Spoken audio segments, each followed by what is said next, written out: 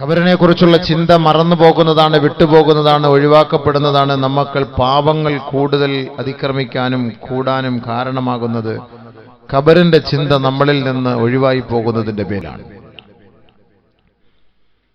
അതുകൊണ്ട് ബഹുമാനപ്പെട്ട സ്വാലിഹീങ്ങൾ, അമ്പിയാക്കൾ, ഔലിയാക്കളെല്ലാം ഖബർ കാണുമ്പോൾ പൊട്ടിക്കരയുമായിരുന്നു.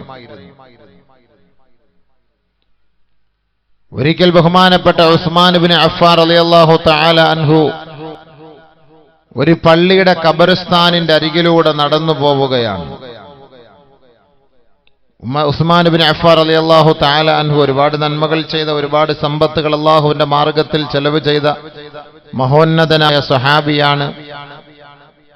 അല്ലാഹുവിന്റെ പ്രവാചകന്റെ പ്രിയങ്കരനാണ്. എല്ലാമായ ഉസ്മാനുൽ ഗനി റളിയല്ലാഹു തആല അൻഹു ഖബറിന്റെ അരികിലൂടെ നടന്നു പോകുമ്പോൾ ഒരു ഖബർ കണ്ടു. ഫഖാമ, അവിടെ തന്നെ നിന്നു. ആ ഖബറിന്റെ അരികിൽ അവിടെ തന്നെ നിന്നിട്ട് സുമ്മ ബഖാ, നബിയുനാ റസൂലുള്ളാഹി സ്വല്ലല്ലാഹു അലൈഹി വസല്ലമ തങ്ങളുടെ പ്രിയങ്കരനായ ആ അനുചരൻ, ആ സന്തത സഹചാരി ആ ഖബറിന്റെ അരികിൽ നിന്ന് പൊട്ടി കരയുകയാണ്. ഫബഖാ ഹത്താ ബതല്ലത് ലിഹയതുഹു, ദാടി രോമം നനയത്തക്ക നില, ദാടി രോമം നനയുമാർ ബഹുമാനപ്പെട്ട ഉസ്മാൻ ഇബ്നു അഫ്ഫാൻ റളിയല്ലാഹു തആല അൻഹു പൊട്ടി കരയുകയാണ്. മഹാനവറുകളോട് ബഹുമാനപ്പെട്ട സഹാബാക്കൾ ചോദിക്കുകയാണ്, മാലക യാ അമീറുൽ മുഅ്മിനീൻ, എന്താണ് അങ്ങേക്ക് സംഭവിച്ചത് അമീറുൽ മുഅ്മിനീനെ? അല്ലാഹുവിന്റെ റസൂലിന്റെ സദസ്സിൽ എത്രയോ മണിക്കൂറുകളോളം അങ്ങ് വിശ്രമിച്ചവരാണ്. ഹബീബായ തങ്ങളുടെ സദസ്സിൽ നിന്ന് ഖബറിനെ കുറിച്ച് കേട്ടവരല്ലയോ? അല്ലാഹുവിന്റെ റസൂൽ സ്വർഗത്തെ കുറിച്ച് പറഞ്ഞിട്ടില്ലയോ? നരകത്തെ പരാമർശിച്ചപ്പോൾ അങ്ങ് കരയുന്നതായി ഞങ്ങൾ കണ്ടതേയില്ല. ഇന്ന് ഈ ഖബറിന്റെ ഓരത്ത് നിന്ന് പൊട്ടി കരയുന്നതിന്റെ യാഥാർത്ഥ്യം എന്താണ് മഹാനവറുകളെ? ഉസ്മാൻ ഇബ്നു അഫ്ഫാൻ റളിയല്ലാഹു അൻഹുവിനോട് ബഹുമാനപ്പെട്ട സ്വഹാബാക്കൾ ചോദിക്കുകയാണ്. മഹാനായ ഉസ്മാൻ ഇബ്നു അഫ്ഫാൻ റളിയല്ലാഹു അൻഹു പറയുകയാണ്, സമിഅതു നബിയ സല്ലല്ലാഹു അലൈഹി വസല്ലം, ഹബീബായ റസൂലുള്ളാഹി സ്വല്ലല്ലാഹു അലൈഹി വസല്ലമ തങ്ങൾ പറഞ്ഞത് ഞാൻ കേട്ടിട്ടുണ്ട്. അൽ ഖബ്റു അവ്വലു മൻസിലിൻ മിൻ മനാസിലിൽ ആഖിറ, ആഖിറത്തിലേക്കുള്ള തുടക്കമാണ്, അതിന്റെ കവാടമാണ്, അതിന്റെ ചുവടുവെപ്പാണ് ഈ കാണുന്ന ഖബർ. ഫമൻ നജാ ഫീഹി ഫമാ ബഅദഹു ഐസർ, ആരാണോ ആ ഖബറിൽ ആദ്യത്തെ ദിനത്തിൽ തന്നെ രക്ഷപ്പെട്ടത്, ആദ്യത്തെ ദിനം തന്നെ സുരക്ഷിതമാക്കപ്പെട്ടത്, ഫമാ ബഅദഹു ഐസർ, പിന്നീട് അങ്ങോട്ടവർ ദുഃഖിക്കേണ്ടതേയില്ല, പ്രയാസപ്പെടേണ്ടതേയില്ല. ഫമൻ ലം യൻജു മിൻഹു, ആരാണോ ആ ഖബറിൽ രക്ഷ പ്രാപിക്കാതെ ദുഃഖാർത്തരായി, ദുഃഖിതരായി, വ്യസനത്തോടെ, ദുഃഖത്തോടെ, ലമ്മത്തുൽ ഖബറിന്റെയും ലഗ്തത്തുൽ ഖബറിന്റെയും വേദന കൊണ്ട് ആരാണോ അലമയിടുന്നത്, നിലവിളിക്കുന്നത്, ഫമാ ബഅദഹു അശദ്ദു, പിന്നീട് അവർക്ക് അങ്ങോട്ടുള്ള ജീവിതം ദുർഘടമാണ്. അതുകൊണ്ടാണ് ആ ഖബർ കടപ്പോൾ ഞാൻ കരഞ്ഞു പോയതെന്ന് മഹാനായ ഉസ്മാൻ ഇബ്നു അഫ്ഫാൻ റളിയല്ലാഹു അൻഹു. പക്ഷേ അല്ലാഹുവിന്റെ റസൂലിന്റെ സദസ്സിലിരുന്നപ്പോൾ എനിക്ക് ഇത്രത്തോളം എഫക്റ്റ് ഉണ്ടായിക്കൊള്ളണമെന്നില്ല. ചില വാള് കേൾക്കും, വാളെല്ലാം കേൾക്കും, പക്ഷെ എന്നാൽ ഇത്ര എഫക്റ്റ് കിട്ടൂല. വാള് കേൾക്കുന്നവരെല്ലാം നന്നാവുമായിരുന്നെങ്കിൽ എന്നേ ഞാൻ നന്നാവുമായിരുന്നു. ഏറ്റവും കൂടുതൽ വാള് പറഞ്ഞ ആള്, ഏറ്റവും കൂടുതൽ വാള് കേട്ട മൈക്കുകാര് നന്നായിട്ടുണ്ടോ ജീവിതത്തിൽ? സുബഹി നിസ്കരിച്ചിട്ടുണ്ടോ മോനെ? കിടന്ന് ഉറങ്ങും. അല്ല, ഇവരൊക്കെ നിസ്കരിക്കുന്നില്ല. തമാശക്ക് പറഞ്ഞ കേട്ടോ, മൈക്ക് സൗണ്ട് കുറച്ച് വെക്കല്ല. ഇല്ല, അങ്ങനല്ലേ? നമ്മൾ കേൾക്കാൻ വലിയ ഇൻട്രസ്റ്റ് ആണ്, താല്പര്യം കാണിക്കും, കേൾക്കാൻ വലിയ മഞ്ചാണ്, കേൾക്കാൻ വലിയ. പക്ഷെ എന്താ സംഭവം? ഉൾക്കൊള്ളണ്ടേ? പക്ഷെ അത് കാണുമ്പോഴാണ്. ഇപ്പൊ അപകടത്തെ കുറിച്ചൊക്കെ നമ്മൾ പറയും, മരണത്തെ കുറിച്ചൊക്കെ പറയും. ചില മരണം കാണുമ്പോൾ നമുക്ക് പേടിയായിരിക്കും. കാണുമ്പോൾ ആ രംഗം കാണുമ്പോൾ അല്ലേ? എത്രത്തോളം രംഗത്തെക്കുറിച്ച് പറഞ്ഞാലും നമുക്കൊരു പക്ഷേ നമ്മുടെ മനസ്സിൽ അതിന്റെ എഫക്റ്റ് ഉണ്ടാവില്ല. അത് കാണുമ്പോൾ ചില അപകടങ്ങളൊക്കെ പെട്ട് നമ്മുടെ നല്ല സഹോദരങ്ങളൊക്കെ തലയൊക്കെ പൊട്ടിച്ചിതറി ചിന്ന ഭിന്നമായി കിടക്കുന്ന ആ ദാരുണമായി ആരുടെയും സഹായമില്ലാതെ നടുറോഡിൽ കിടക്കുന്ന രംഗം നഊദു ബില്ലാഹ് അല്ലാഹുമ്മ നജ്ജിനാ മിമ്മാ ഇബ്തലാക അല്ലാഹു ബിഹി വഫളലനാ ഖൈറൻ മിമ്മാ ഖലഖ തഫ്ളീല. അല്ലാഹു നമ്മളെ കാത്തുരക്ഷിക്കട്ടെ. അല്ലാഹു നമ്മുടെ സഹോദരങ്ങളെ കാത്തുരക്ഷിക്കട്ടെ. ആ ഒരു രംഗം നമുക്ക് വല്ലാത്തൊരു വിഷമം ഉണ്ടാക്കും, വല്ലാത്തൊരു പ്രയാസം ഉണ്ടാക്കും. അത് കാണുമ്പോൾ ചില മയ്യത്ത് കാണാനേ പോകില്ല. അത് കാണാനുള്ള ശക്തി എനിക്കില്ല, അത് കാണാനുള്ള കഴിവ് എനിക്കില്ല. അത് കാണാൻ നമുക്ക് മനസ്സ് വലിയ മടിയാണ്. ചില ഖബറുകൾ നമ്മൾ കാണുമ്പോൾ വല്ലാത്ത ഒരു പേടിയായിരിക്കും, വല്ലാത്തൊരു വിഷമമായിരിക്കും. അതുകൊണ്ട് അടുത്ത് പോയി നിൽക്കണം. നമ്മൾ നിൽക്കുമ്പോഴാണ് നമ്മൾ മനസ്സിലാക്കുക. രോഗികളെ നമ്മൾ കേട്ടാൽ പോരാ, ആ രോഗികളെ നമ്മൾ കാണണം. പോയി അടുത്ത് നിന്ന് ആ രോഗ സന്ദർശനം നടത്തണം.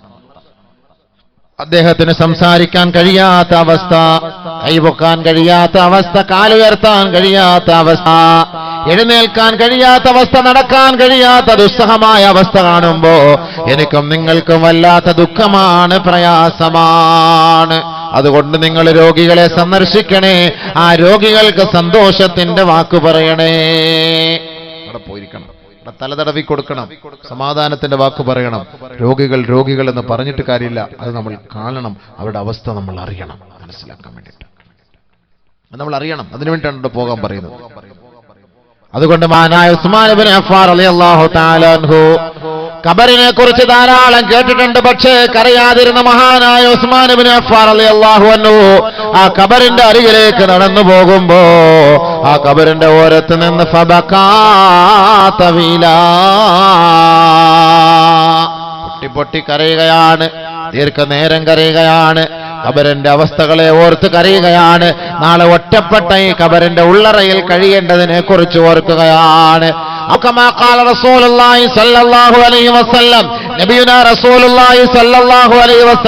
തങ്ങളെ പറഞ്ഞതുപോലെ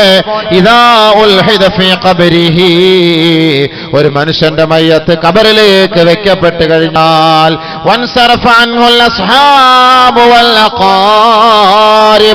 എല്ലാ കുടുംബക്കാരും സ്വന്തക്കാരും ബന്ധുജനങ്ങളും അവനിൽ നിന്ന് വിട പറഞ്ഞു പോകുമ്പോ ഒരു മലക്ക് അവന്റെ ഖബറിലേക്ക് ഇറങ്ങി വരികയാണ്. യഖൂലു ചോദിക്കുന്നു, യബ്ന ആദം, ആദമിന്റെ മകനെ,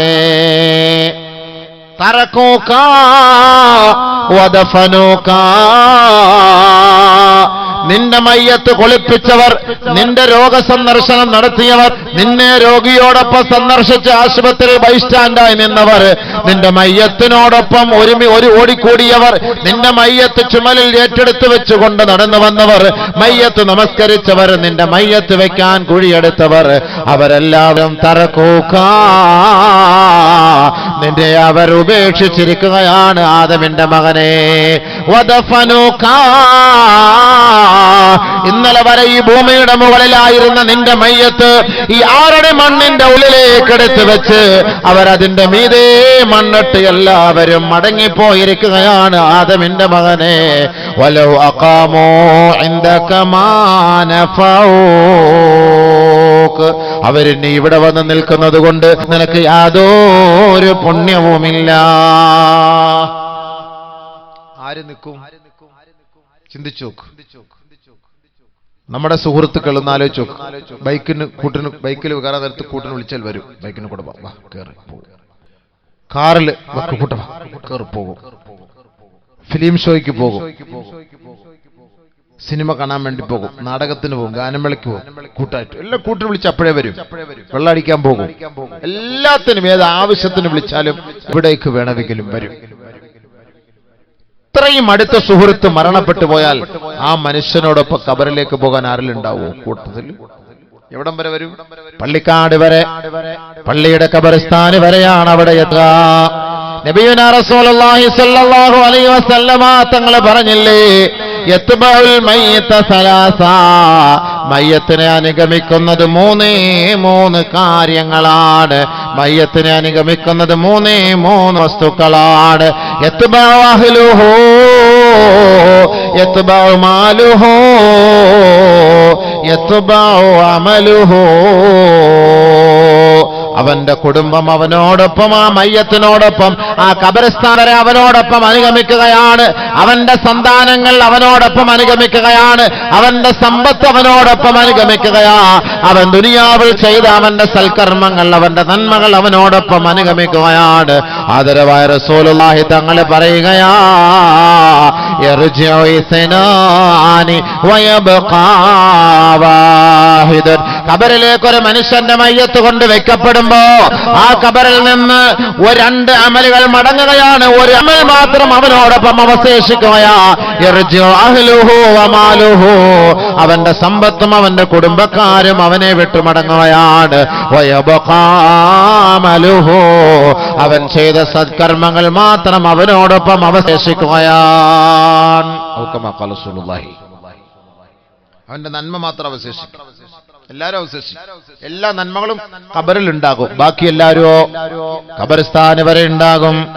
ഉപ്പ മരണപ്പെടുകയാണ്, ഉമ്മ മരണപ്പെടുകയാണ്, ഭർത്താവ് മരണപ്പെടുകയാണ്, ഭാര്യ മരണപ്പെടുകയാണ്. വളരെ ദുഃഖത്തോടെ, പ്രയാസത്തോടെ, വിഷമത്തോടെ ആ ഉപ്പയ്ക്ക് കൂട്ടുകിടന്നവരാണ്, ഉമ്മയ്ക്ക് കൂട്ടുകിടന്നവരാ. ഭർത്താവിന് കൂട്ടുകിടന്ന ഭാര്യയാണ്, ഭാര്യയ്ക്ക് കൂട്ടുകിടന്ന ഭർത്താവാണ്. ദിവസങ്ങളോളം ആശുപത്രി കിടക്കയിൽ ഉപ്പയോടൊപ്പം പരിചരിച്ച വ്യക്തിയാണ്.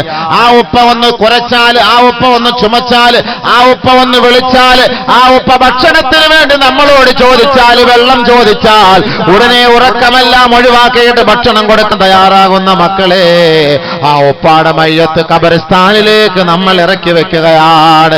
അവസാന സമയത്ത് ആ ഖബർസ്ഥാനിലേക്ക് ആ ഉപ്പ ഇറക്കി വെക്കുകയാണ്. ചേതനയറ്റ ശരീരമാണ്. ഇന്നലെ വരെ ചിരിച്ച ഉപ്പ ഇപ്പോൾ ചിരിക്കുന്നില്ല. ഇന്നലെ വരെ കണ്ണു തുറന്ന ഉപ്പ ഇപ്പോൾ കണ്ണു തുറക്കുന്നില്ല. ഇന്നലെ വരെ എന്റെ പേര് വിളിച്ച ഉപ്പ ഇപ്പോൾ നിശബ്ദനായിരിക്കുകയാണ്. ഇന്നലെ വരെ എന്നോട് ഭക്ഷണം ചോദിച്ച പൊന്നുപ്പ ഇപ്പോൾ ഭക്ഷണം ചോദിക്കാതെ മുണ്ടാണ്ടിരിക്കുകയാണ്. ആ ഉപ്പാന്റെ, ഉമ്മാന്റെ, ഭാര്യയുടെ, ഭർത്താവിൻ മയ്യത്ത് ഖബറിലേക്ക് ഇറക്കി വെക്കുകയാണ്. 3 പിടി മണ്ണ് ആ കവിൾത്തടത്തിൽ നിന്ന് വെച്ചു കൊടുക്കുകയാണ്. അവസാനത്തെ പിടിമണ്ണാണ് ഉപ്പ. ഈ മക്കൾ അങ്ങേക്ക് ചെയ്യുന്ന അവസാനത്തെ നന്മയാ. ഇന്നലെ വരെ ഭക്ഷണം വാരിത്തന്ന ഈ കൈകൾ കൊണ്ട് ഇതാ മിൻഹാ ഖലഖനാകും വഫീഹാ നുഈദുകും വമിൻഹാ നുഖ്രിജുകും താറതൻ ഉഖ്റാ. 3 പിടി മണ്ണാണ് നിങ്ങളുടെ ഭക്ഷണം. കബറാളികളെ, കബറാളികളെ, അവർക്ക് നമ്മൾ അവസാനമായി സമ്മാനിക്കുന്ന സമ്മാനമാണ്. അവരുടെ സാധാണ്, അവരുടെ ഭക്ഷണമാ. തന്റെ സ്വന്തം മക്കളുടെ കരങ്ങളാൽ 3 പിടി മണ്ണിതാ വാരിയ കബറിലേക്ക് വെക്കുകയാണ്. ഉപ്പ, ഈ മണ്ണിൽ നിന്നാണ് അള്ളാഹു അങ്ങേ സൃഷ്ടിച്ചത്. ഈ മണ്ണിലേക്കാണ് അങ്ങേ അടക്കുന്നത്.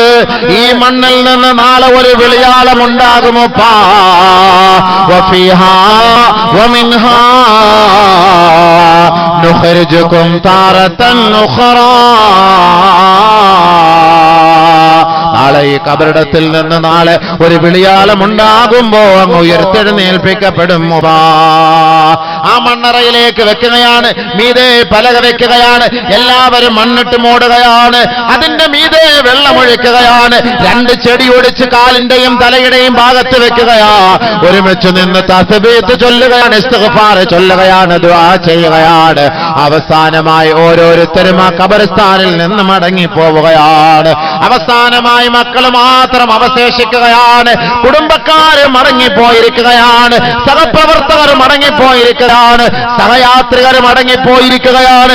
ഇന്നലെ മുതലേ ഈ മരണവാർത്ത അറിഞ്ഞ് വിദൂരങ്ങളിൽ നിന്ന് വന്നവരെല്ലാം ഇതാ മടങ്ങിപ്പോവുകയാണ്, മടങ്ങിപ്പോവുകയാണ്. അവസാനമായ ഖബറിന്റെ ഓരത്ത് നിൽക്കുന്നത് മക്കളാണ്, മരുമക്കളാണ്. അവരോ കുറച്ചു സമയം മാത്രം ആ ഖബറിന്റെ ഓരത്ത് നിൽക്കുകയാണ്. കൂടുതൽ സമയം നിൽക്കുകയില്ല. എന്നാലോ ആശുപത്രിയിൽ മണിക്കൂറുകളോളം നിൽക്കാൻ സന്നദ്ധത കാണിച്ചവരാണ്. ബെഡിൽ മണിക്കൂറുകളോളം ശുശ്രൂഷയ്ക്ക് വേണ്ടി നിൽക്കാൻ താല്പര്യം പ്രകടിപ്പിച്ചവരാ. ഉപ്പയെ വീട്ടിൽ കൊണ്ടുവന്നപ്പോ ഉപ്പയെ ശുശ്രൂഷിക്കാൻ വേണ്ടി താല്പര്യം കാണിച്ച മക്കളാണ്. ഇതാ പള്ളിക്കാട്ടിന്റെ ഖബർസ്ഥാനിൽ ആ ഉപ്പയുടെ മയ്യത്ത് കൊണ്ട് വെക്കപ്പെട്ടതിന് ശേഷം എല്ലാവരും മടങ്ങിപ്പോകുമ്പോ കുടുംബക്കാർക്ക് ഇനി എന്താണ്, ഇനി എന്തിനാണ് ഇവിടെ നിൽക്കുന്നത്? പക്ഷേ മക്കൾ അല്പ അല്പസമയോടെ ആ ഖബറിന്റെ ഓരത്ത് നിൽക്കുന്ന സമയത്ത് എല്ലാവരും ഓരോന്നായി ഓരോരുത്തരായി മടങ്ങിപ്പോകുമ്പോ അവസാനം മക്കൾ ഇതാ സലാം പറയുകയാ, അസ്സലാമു അലൈക യാ അബീ, അസ്സലാമു അലൈക യാ ഉമ്മീ, അസ്സലാമു അലൈകി യാ ഉമ്മീ, അസ്സലാമു അലൈക യാ അബീ. എന്റെ ഉപ്പാ ഞാൻ പോകട്ടെയോ പോകട്ടെയോ. അവസാനമായ ഒരു സലാം പറഞ്ഞുകൊണ്ട് ആ ഖബറിന്റെ ഓരത്ത് നിന്ന് മക്കൾ നടന്നു നീങ്ങുമ്പോ ആ ഖബറാളി നിന്നെ കാണുകയാണ്. മക്കളെ, ഇന്നലെ വരെ എന്നോടൊപ്പം സഹകരിച്ച നീ എന്നെ തനിച്ചാക്കിയിട്ട് പോവുകയാണോ?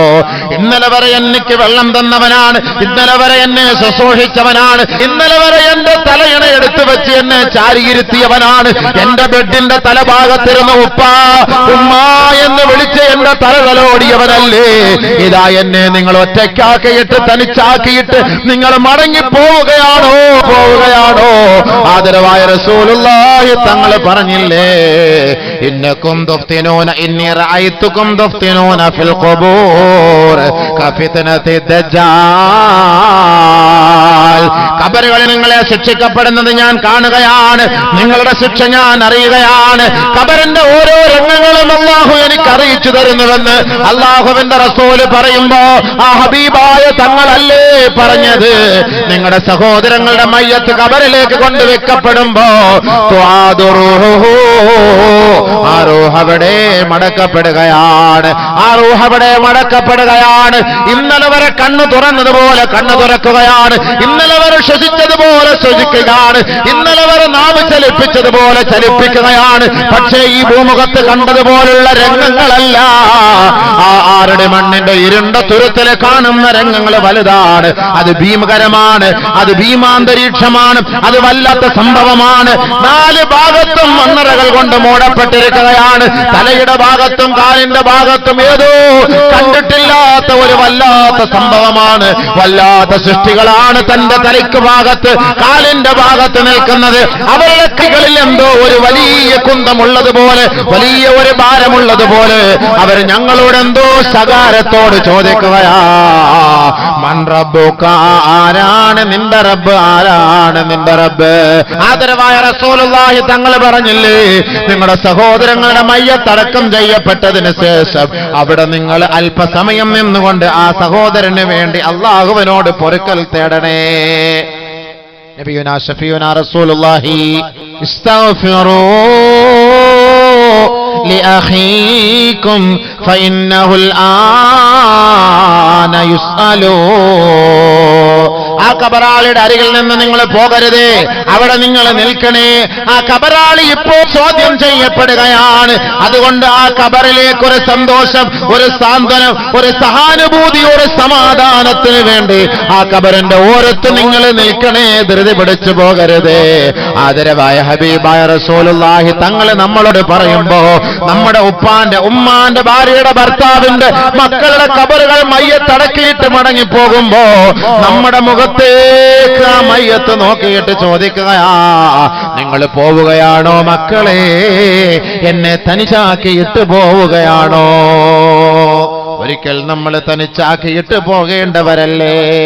എത്രത്തോളം സ്നേഹിച്ചാലും, എത്രത്തോളം ആദരിച്ചാലും, എത്രത്തോളം ബഹുമാനിച്ചാലും ഒരിക്കലും ഞങ്ങൾ തമ്മിൽ വെട്ടിപിരിയുകയില്ല എന്ന് കെട്ടിപ്പിടിച്ച് ജീവിച്ചാലും അവരെന്റെ ഉള്ളറകളിലേക്ക് എടുത്ത് വെക്കപ്പെട്ട് കഴിഞ്ഞാൽ അവരെ തനിച്ചാക്കിയിട്ട് നിങ്ങൾ ഒറ്റയ്ക്ക് പോവുകയല്ലേ? പാതിരായോടടുക്കുന്ന സമയത്ത് ആ കബറാളികളെ കുറിച്ച് നിങ്ങൾ പോലും ചിന്തിക്കാറുണ്ടോ? ആദരവായ റസൂലുള്ളാഹി സ്വല്ലല്ലാഹു അലൈഹി വസല്ലമ തങ്ങൾ പറയുകയാണ്, ഏതാനും നിമിഷങ്ങൾക്കുള്ളിൽ നിന്റെ മയ്യത്ത് ഖബർസ്ഥാനിലേക്ക് കൊണ്ടുപോകുമ്പോ ഒരു ഖബർ ആ മയ്യത്തിനോട് ഒരു മലക്ക് വന്ന് ചോദിക്കുകയാണ്, യബ്ന ആദം, ആദമിന്റെ മോനെ, അൽ യൗമ തസൂറു ഖൗമാ, ഇന്നേ വരെ നീ കണ്ടിട്ടില്ലാത്ത ചില സൃഷ്ടികളെ നീ ഇന്ന് കാണാൻ പോവുകയാണ്. അതാണ് ഖബറ്, അതാണ് ഖബറ്, അതാണ് ഖബറിന്റെ ഭീകരമായ രംഗം. അൽ യൗമ തദ്ഖുലു മദ്ഖലൽ ലയ്ഖാൻ, നീ നിന്റെ പുരയിൽ കിടന്നത് 6000 സ്ക്വയർ ഫീറ്റ് വീട്ടിലാണ്. നിന്റെ ബെഡ്റൂമോ 20-22 വിസ്തീർണമുള്ളതാ. ആദമിന്റെ മോനെ, ആദമിന്റെ മോളെ, എന്ന് നിന്റെ ഖബർ എന്ന് പറയുന്നത് 4ക്ക് 2 ഞെരുക്കമുള്ളതാണ്, 6ക്ക് 2 ഇടുക്കമുള്ളതാണ്. അൽയൗമ തദ്ഖുലു മദ്ഖലൽ ലയ്ഖാ. ആ ഞെരുക്കമുള്ള ഖബറിലേക്കാണ് നിന്നെ ഈ ജനങ്ങൾ കൊണ്ടുപോവുക. ആ മയ്യത്ത് കൊണ്ടുപോകുന്ന സമയത്ത് ഫൈൻ കാനത് മുഅ്മിനാ, ആ മയ്യത്ത് സാലിഹായ മയ്യത്താണോ, സത്യവിശ്വാസിയായ മയ്യത്താണോ, സുഹൃതങ്ങൾ ചെയ്ത മയ്യത്താണോ, ആ മയ്യത്ത് വിളിച്ചു പറയുകയാണ് ഖദ്ദിമൂനി ഖദ്ദിമൂനി ഖദ്ദിമൂനി, എന്നെ താമസിപ്പിക്കരുതേ, എന്നെ വേഗത്തിലൊന്ന് കൊണ്ടുപോകണമേ. ഖബറിന്റെ സന്തോഷം ഞാൻ കാണുകയാണ്, ഖബറിന്റെ ആനന്ദം ഞാൻ കാണുകയാണ്, ഖബറിന്റെ രസം ഞാൻ അനുഭൂതിയെ ഞാൻ അനുഗ്രഹിക്കുകയാണ്, ഞാനത് ആശ്വസിക്കുകയാണ്, ആസ്വദിക്കുകയാണ്. ഖദ്ദിമൂനി, ഒന്ന് വേഗത്തിൽ കൊണ്ടുപോകുമോ? സാലിഹീങ്ങളായ മയ്യത്ത് വിളിച്ചു പറയുമ്പോ ഫൈൻ കാനത് ഗൈറ സാലിഹാ,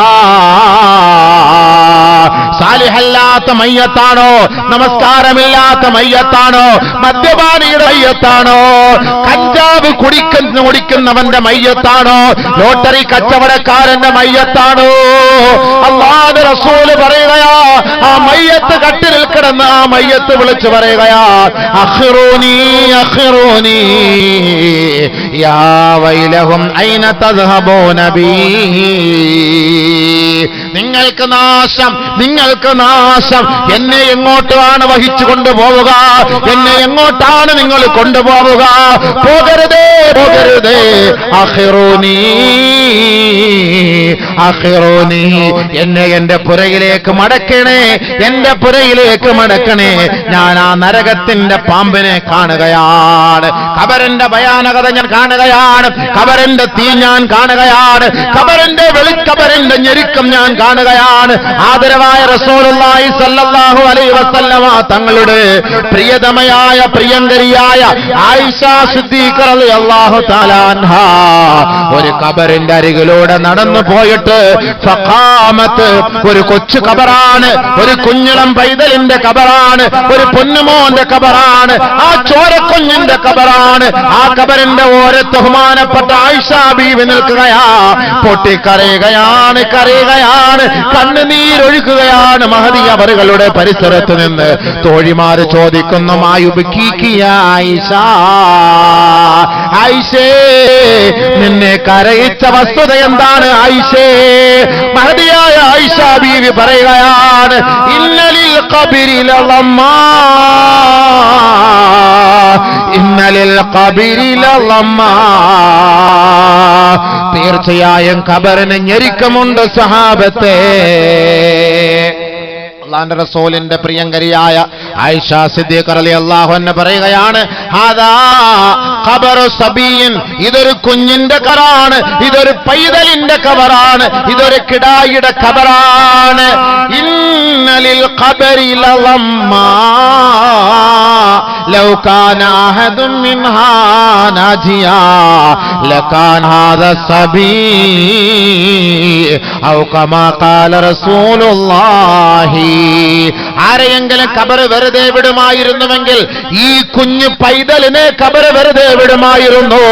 ആ ഖബർ ഞെരുക്കുകയാണ്, ഞെരുക്കുകയാണെന്ന് മഹദിയായ ആയിഷ ബീവി പറഞ്ഞിട്ടാണ് ഫബകത് തവീലാ, വളരെ ദീർഘനേരം മഹദിയായ ആയിഷ സിദ്ദീഖ റളിയല്ലാഹു അൻഹ കരഞ്ഞുപോയത്. എന്തേ കാരണം? കുട്ടികളെ പോലും ഖബർ വെറുതെ വിടുകയില്ല. അല്ലാഹു നമ്മളെ ഖബറിന്റെ അദാബുകളെ തൊട്ട് കാത്തിരക്ഷിക്കട്ടെ. അല്ലാഹു നമ്മുടെ ഖബറുകളിൽ സന്തോഷം നൽകുമാറാകട്ടെ. അല്ലാഹ് പടച്ചവനെ, റബ്ബേ കരുണയുള്ളവനെ, നമ്മളാരും അറിയുന്നില്ല, എല്ലാവരും പോയിട്ട് ഖബറടക്കിട്ട് അങ്ങോട്ട് പോകും. ഉപ്പായൊക്കെ ഉമ്മായൊക്കെ വിട്ടിട്ട് പോകും, സുഹൃത്തിനെ ഉപേക്ഷിച്ചിട്ട് പോകും. ആ സുഹൃത്തിനോട് എത്ര സ്വകാര്യം പറഞ്ഞവനാണ് നീ, എത്ര സ്വകാര്യ സംഭാഷണം നടത്തിയവനാണ് നീ. ആ സുഹൃത്ത് ഖബറിൽ ഒറ്റയ്ക്ക് കിടക്കുമ്പോൾ നിങ്ങൾ അല്പമെങ്കിലും ആലോചിച്ചിട്ടുണ്ടോ? പോകട്ടെ, ഞാൻ പോട്ടെ, സുഹൃത്ത് ഞാൻ പോകട്ടെ, ഇന്നലെ വരെ നിന്നോടൊപ്പം ഞാൻ ആശുപത്രിയിൽ ഉണ്ടായിരുന്നു, പക്ഷെ എനിക്ക് ഇന്ന് നിന്നോടൊപ്പം സഹകരിക്കാൻ കഴിയുന്നില്ല. ഇന്ന് നിന്നോടൊപ്പം എനിക്ക് നിന്റെ ഒപ്പം നിന്റെ കൂട്ടത്തിൽ എനിക്ക് ഒരുമിച്ച് ഉറങ്ങാൻ എന്നെ കൊണ്ട് കഴിയില്ല. നീ വേറെ ഒരു ലോകത്തേക്ക് യാത്രയായി, ഞാൻ നിന്റെ മുകളിലാണ്. എനിക്ക് നിനക്ക് വേണ്ടി പ്രാർത്ഥിക്കാൻ മാത്രമേ കഴിയുകയുള്ളൂ. അങ്ങനെ നീ പോകുമ്പോൾ ആ ഖബറാളി ദുഃഖത്തോടുകൂടി നിന്നോട് ചോദിക്കും, എന്നെ തനിച്ചാക്കിയിട്ട് നീ പോവുകയാണോ? ഖബറിന്റെ അവസ്ഥ അതാണ്. നബിയുനാ റസൂലുള്ളാഹി സ്വല്ലല്ലാഹു അലൈഹി വസല്ലമ തങ്ങൾ പറയുകയാണ്, ആദ്യമായി അവനോട് സംസാരിക്കുന്നത് മണ്ണറയാണ്, ഖബറാണ്. ഹബീബുനാ റസൂലുള്ളാഹി. നമ്മളൊക്കെ പരസ്പരമൊക്കെ സംസാരിച്ചിട്ടുണ്ട്, പക്ഷെ ആദ്യമായി ഖബറിൽ കൊണ്ടുവച്ചാൽ സംസാരിക്കുന്നത് ഖബർ. ഹുഫ്റത്തുഹു അവ്വലു മൻ യുകല്ലിമു ഇബ്ന ആദമ ഹുഫ്റത്തുഹു ഔ കമാ ഖല റസൂലുള്ളാഹി. ആദ്യമായി ആദമിന്റെ മക്കളോട് സംസാരിക്കുന്നത് ഖബറാണ്. ചിന്തിച്ചു. നബിയുനാ ശഫീഉനാ റസൂലുള്ളാഹി സ്വല്ലല്ലാഹു അലൈഹി വസല്ലമ തങ്ങൾ പറയുകയാണ്, എല്ലാ ദിവസവും 5 പ്രാവശ്യം ഖബർ വിളിച്ചു പറയാതെ ഒരു ദിവസം പോലും ഈ ഭൂമിയിൽ ഉണ്ടാവുകയില്ല എന്ന് ഹബീബായ ശഫീആയ റസൂലുള്ളാഹി സ്വല്ലല്ലാഹു അലൈഹി വസല്ലം. എല്ലാ ദിവസവും 5 പ്രാവശ്യം ഖബർ വിളിച്ചു പറയും, ഇബ്നു ആദം, ആദമിന്റെ മകനേ, തൽഹഖു അലാ ലഹരി, എന്റെ മുകളിലൂടെ ചവിട്ടുകെട്ട് നീ ചിരിക്കുകയാണല്ലേ, വസൗഫ തബ്കീ ഫീ ബത്നി, എന്റെ ഉള്ളിലേക്ക് നീ കടന്നു വരുമടാ, അന്ന് നീ പൊട്ടിക്കരയേണ്ടവനാണ് ആദമിന്റെ മോനെ. അല്ലാഹു അക്ബർ. ചിരിക്കുന്നവരാരെല്ലാം ചിന്തിച്ചിട്ടുണ്ടോ? ഈ ചിരിക്കുന്ന ജനങ്ങൾ ആരെങ്കിലും ചിന്തിച്ചിട്ടുണ്ടോ? ഞാൻ എന്നും ചിരിക്കാറുണ്ട്, സീരിയലൊക്കെ കാണുമ്പോൾ ഭയങ്കരമായിട്ട് പൊട്ടിച്ചിരിക്കാറുണ്ട്. ഭയങ്കര ചിരിയാണ്, ഓരോ സന്ദർഭത്തിലും ചിരിയാണ്. തമാശകൾ പറഞ്ഞ് പൊട്ടി ചിരിക്കും, ഹാസ്യം കണ്ടിട്ട് ചിരിക്കും, കോമഡി കണ്ടിട്ട് ചിരിക്കും, ആരെങ്കിലൊക്കെ കള്ളം പറഞ്ഞാൽ പൊട്ടിച്ചിരിക്കും. ഈ ചിരിക്കുന്ന സഹോദരങ്ങൾ ആരെങ്കിലും സഹോദരിമാർ കണ്ടിട്ടുണ്ടോ? നിങ്ങൾ മനസ്സിലാക്കിയിട്ടുണ്ടോ, അറിഞ്ഞിട്ടുണ്ടോ? ഈ ചിരിക്കുമ്പോൾ നാളെ കരയേണ്ടി വരുമെന്ന് നബിയുനാ ശഫീഉനാ റസൂലുള്ളാഹി സ്വല്ലല്ലാഹു അലൈഹി വസല്ലമ തങ്ങൾ മദീന പള്ളിയുടെ ഉമ്മറപ്പടിയിൽ നിന്ന് പുറത്തേക്ക് കടന്നു വരികയാണ്. അല്ലാഹുവിന്റെ റസൂൽ മദീന പള്ളിയിൽ ഇരുന്ന സമയത്താണ് ജിബ്രീൽ അലൈഹിസ്സലാത്തു വസ്സലാം കടന്നു വന്നത്. ആ ജിബ്രീൽ അലൈഹിസ്സലാത്തു വസ്സലാമിന്റെ ഭാവവും മുഖത്തിന്റെ രംഗവും മാറ്റമായിരുന്നു. കാരണം നരകത്തെ കുറിച്ച് കണ്ടിട്ട് നേരിട്ട് അല്ലാഹുവിന്റെ റസൂലിന്റെ സവിധത്തിലേക്ക് വരികയാണ്. ഹബീബായ റസൂലുള്ളാഹി തങ്ങളോട് നരകത്തെ കുറിച്ച് വിവരിച്ച സമയത്താണ് അല്ലാഹുവിന്റെ റസൂൽ പൊട്ടിക്കരഞ്ഞുകൊണ്ട് പുറത്തേക്ക് പോകുന്ന സമയത്തുള്ള സഹാബാക്കൾ അതിന്റെ വഴിയുടെ ഓരത്തിരുന്ന് ചിരിക്കുകയാണ്. റസൂൽ ഇതെല്ലാം കേട്ട് വിഷമിച്ച് കരഞ്ഞ് കണ്ണുനീരൊലിപ്പിച്ചിട്ട് പുറത്തേക്ക് വരുമ്പോൾ കുറെ ആളുകൾ, കുറെ സ്വഹാബാക്കൾ ഇരുന്ന് ചിരിക്കുന്നു, കാര്യങ്ങൾ പറഞ്ഞിട്ട് ചിരിക്കുന്നു. ഇങ്ങനെ ചിരിക്കാൻ അല്ലാഹുവിന്റെ റസൂൽ സ്വല്ലല്ലാഹു അലൈഹി വസല്ലമ തങ്ങൾ ആ സ്വഹാബാക്കൾ അരികിലേക്ക് പോയി നിന്നിട്ട് പറയുകയാണ്, ഇന്നക്കും തൽഹഖൂൻ വതൽഅബൂൻ വതതഹദ്ദസൂൻ, നിങ്ങൾ ചിരിക്കുകയാണല്ലേ, നിങ്ങൾ രസിക്കുകയാണല്ലേ, നിങ്ങൾ ദുനിയാവിന്റെ കാര്യം സംസാരിച്ച് ആഘോഷിക്കുകയാണ് അല്ലേ. വറാക്കും ജഹന്നം, ഒന്ന് പുറകോട്ട് തിരിഞ്ഞു നോക്കണേ, ആ കത്തിക്കാളുന്ന നരകം ഇതാ ആക്രോശിക്കുകയാണ്, അട്ടഹസിക്കുകയാണ്, പ്രകമ്പനം കൊള്ളുകയാ. വല്ലാഹി ലൗ തഅലമൂന മാ അലമൂ ലളഹിഖ്തും ഖലീലാ വലബഖൈതും കസീറാ. അല്ലാഹുവാണ് സത്യം, അല്ലാഹുവാണ് സത്യം. അവന്റെ അസ്തിത്വത്തിൽ ആണയിട്ട് ഞാൻ പറയട്ടെ, ഞാൻ അറിഞ്ഞതുപോലെ നിങ്ങളെങ്ങാണ് മറിഞ്ഞിരുന്നുവെങ്കിൽ ലളഹിഖ്തും ഖലീലാ വലബഖൈതും കസീറാ, വളരെ കുറച്ച് മാത്രം ചിരിക്കുകയും കൂടുതൽ കരയുകയും ചെയ്യുമായിരുന്നുവെന്ന് ഔ കമാ ഖാല റസൂലുള്ളാഹി സ്വല്ലല്ലാഹു അലൈഹി വസല്ലം. മനസ്സിലായോ? നബി സല്ലല്ലാഹു അലൈഹി വസല്ലം തങ്ങൾ ഖബറിന്റെ അവസ്ഥയെ നരകത്തിന്റെ അവസ്ഥയൊക്കെ കണ്ടിട്ട് വന്ന രംഗാണ്. അങ്ങനെ കണ്ടിട്ട് വന്നുകൊണ്ടാണ് നബി സല്ലല്ലാഹു അലൈഹി വസല്ലം തങ്ങൾക്ക് അങ്ങനെ അനുഭവിച്ചൊരു ഫീലിംഗ് ഉണ്ടായത്. ഞാൻ അറിഞ്ഞതുപോലെ നിങ്ങൾ അറിഞ്ഞ് നിങ്ങൾ പിന്നെ ചിരിക്കേയില്ല, നിങ്ങൾ ചിരിക്കേയില്ല. ഒരിക്കൽ ആയിഷ സിദ്ദീഖ റളിയല്ലാഹു അൻഹ പറയുകയാണ്, നബി തങ്ങളോട് ചോദിക്കുകയാണ്, ഏതോ ജൂതപ്പെണ്ണ് വന്ന് അല്ലാഹുവിന്റെ റസൂലിന്റെ പ്രിയങ്കരിയായ ആയിഷ ബീവിയോട് ചോദിച്ചു, ഖബറിന്റെ ശിക്ഷയുണ്ട് ആയിഷ. ആയിഷയ്ക്കൊന്നും അറിയില്ലായിരുന്നു ഖബറിൽ ശിക്ഷയുണ്ട്, ഖബറിൽ അങ്ങനെയൊക്കെ ഉണ്ട്, ചോദ്യമുണ്ട്, അങ്ങനെയൊക്കെ ഞങ്ങളുടെ ഗ്രന്ഥത്തിലുണ്ട് എന്നൊക്കെ ഒരു ജൂതപ്പെണ്ണ് വന്നിട്ട് ആയിഷ